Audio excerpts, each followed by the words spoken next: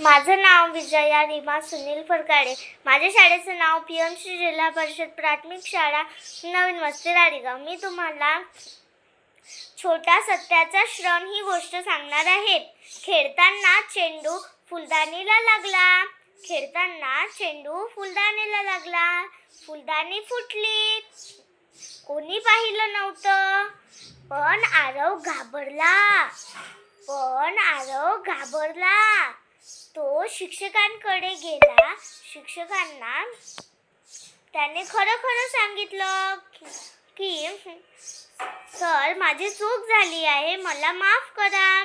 मी खेळत होतो तेव्हा माझा चेंडू फुलदाणीला लागला आणि फुलदाणी फुटली.